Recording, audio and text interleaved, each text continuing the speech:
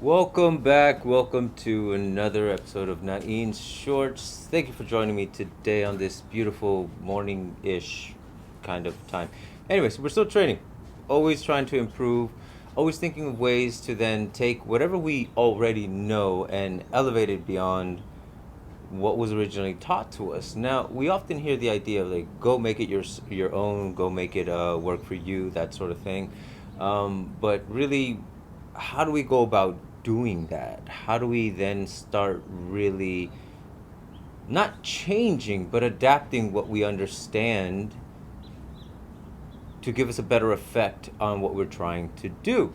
And for us, the way that I was taught is just a lot of simple movements, and all we really have to do is think about them differently or in a different context. Like, for example, the transition from using, say, a long weapon to a shorter weapon to then empty hands. Like, how does that really transpire? And then once you get to a point where you're developing this movements of your hands, because regardless of what's in it, it's the hand that's driving them. How do you then use it for something that becomes applicable, something that you could use? Because again, will you be walking around with a stick? No. If there's a weapon of opportunity, great. Will you be walking around with a blade? For some of you, that's a yes, more than one. For others, that's a no, most likely not. But it is something that you are more likely to encounter than a stick would be somebody having a knife, whether it's you or the person trying to harm you. So pros and cons, it's to each your liking, but either way, these are the training tools that we use, especially in FMA. So how do we then elevate everything that we do so it translates to empty hands? Originally, when I learned or started learning FMA, I was told that was the transition. You learned stick or long weapon, you learn the short weapon, the knife, and then you do empty hands. Like, that's where you kind of graduate, or at least that's how I understood it. But as things have been evolving in the teaching, it's a constant ebb and flow. One feeds the other. You get better at empty hands, you get better at weapons, you get better at weapons, you get better at empty hands, and everything in between. Luci's having a field day with chickens, so, she's having her own fight and having to deal with that herself. Which is actually kind of funny to see her mad at a chicken for no reason. But beyond that, continuing with our training, we have very simplified striking angles. So for us, we have the 1 o'clock, 11, the 5, and the 7, and the thrust. Cincoteros, that's pretty much the same angles. Also the sub 5 that other people have. Whatever you call it, it really is irrelevant to the idea that it's just going right to left at an angle, left to right, and then going up again, and then you have a thrust. That's essentially it. Those are the 5 angles that we're using for today. And it's just basic idea. As you develop it with the stick, you're either developing power, you're developing speed, you're hitting with a certain part of the stick. Then you get to a closer range, you start doing the same movements with your puño. Oh, look, it already, with the puño itself, translates to the idea of a knife. Why? Because it's shorter, so that means you have to be that much closer to do so. But all right, you got the angles. 1, 2, 3, 4, 5. Okay, 5 movements. Then you start adding your empty hand, because now as you change range, you understand, okay, this has to become part of the process. So then it's, you start adding your hand to it. So now both of your hands are being involved because the range now requires you to use it. You could be just, and that's fine, just whatever the reason you're training it that way, that's on you. But if you have both hands, use both hands, and especially if you're in a range to do so. Again, the driving forces behind why we train what we train. Then we start adding different elements. Okay, what about power? We always hear the argument between, well, it's a sharp knife, you don't really need a lot of power, it's going to cut. You also hear the argument that, well, if they're wearing heavy clothes and you're not using any power, that cut isn't going to mean anything. So does it depend on the situation? Sure. Does it hurt to develop power along with speed? No, it doesn't. One might be more useful than the other in a certain situation, but if you don't practice both, you're not going to have them available to you. So why not practice cutting all the way through every single time? So now you add that element to it. But how do you then develop speed? You can just go fast, depending on how fast you can count. 1, 2, 3, 4, 5. Okay, there. 1, 2, 3, 4, 5. Okay. 1, 2, 3, 4, 5. Takes a lot. Somebody, a good friend of ours, Nicholas, he gave us the idea that what if you do it in breaths instead of counting?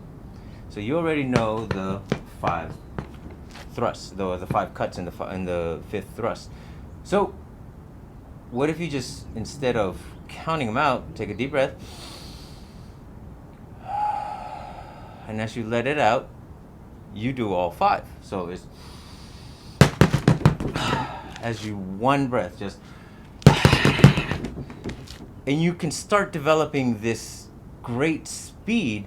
But because you've also been making contact, and Bob, being a willing participant to take the contact, isn't going to complain too much about it, you can start developing the power along with the speed, just in that breath. And that's a great way to then develop the speed with the knife. Now, the idea of the knife and the cuts themselves really aids to the speed, because the shortness of the blade, you don't need to go all the way. You have to keep everything here in front of you. So there's the speed, which means part of that speed is, oh, your hands stay right here. But what does this then translate to empty hands? Well, you're developing that. As you're moving with the blade, oh wait, there's a hammer fist. These are your checks. These are now your parries. Oh, okay. So now within the same breath, say you parry a punch. Okay, now I've developed the idea to do that. I can even move back and forth between the two. Say that's me developing hand speed. I go back to the knife. I parry and I do 5 more shots again. Now I'm developing that speed as I'm parrying with a partner. Well, how do I take it further? Well, now I start picking targets. Now if I parry here and I cut here, I cut here, I cut here, cut here, cut here, now I'm picking which targets I'm going to cut. So it's no longer the X that I'm creating. That's no longer useful for what we're trying to learn at this point. Now we're trying to take it beyond the basic idea, the basic form, and start using it for more applicable sense.